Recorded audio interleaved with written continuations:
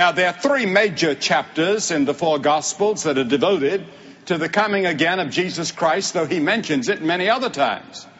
The 21st chapter of Luke, the 24th chapter of Matthew, and this 13th chapter of Mark.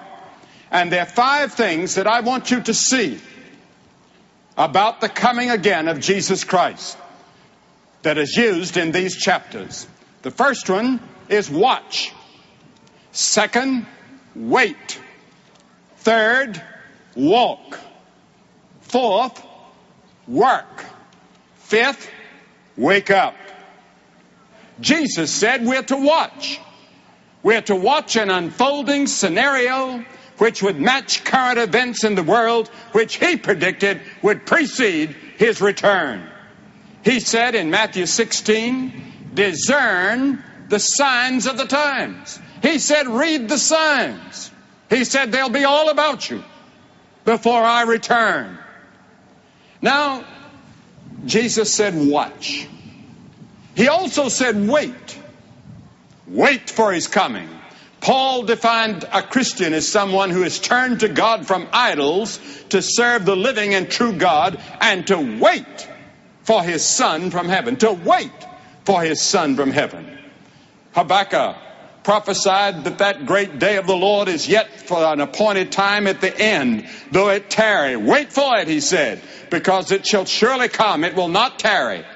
Hebrews 10:37 quotes from this same passage and said, yet for a little while, and he that shall come will come and will not tarry.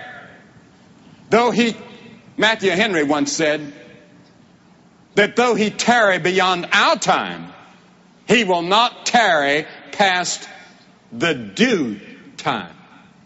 The time when he is due. Because the time has already been appointed by the Father. To the Romans, Paul wrote, the night is far spent, the day is at hand. So let us walk honestly, he said, as in the day, not in rioting and drunkenness, not in strife and envy, but put ye on the Lord Jesus Christ and make no provision for the flesh to fulfill the lusts thereof.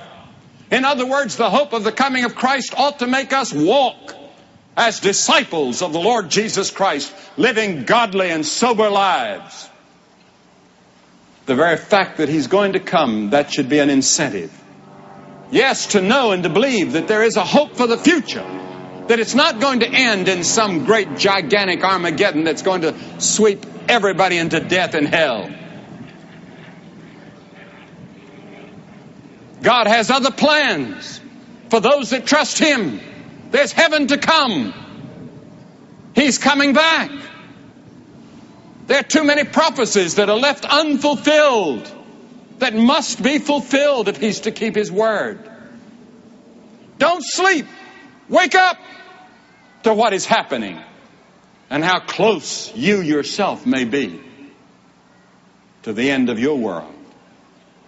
Romans 13, and that knowing the time, that now is the high time to awake out of sleep, for now is our salvation nearer than when we believed. The night is far spent, the day is at hand. Let us therefore cast off the works of darkness, and let us put on the armor of light. You say, well, Billy, if I believe that, I wouldn't be working for peace and trying to get a better world and do good things. Why don't we just sit down and wait for the coming of the Lord? He warned us against that kind of complacency. This should be an incentive to make us work harder than ever before. And just as judgment was about to fall on Nineveh, and Nineveh repented, God changed and the judgment didn't fall for 150 years. A mighty revival in America, a mighty revival throughout the world could change the course of world events. And it's the only thing that can. But till then, we better be ready.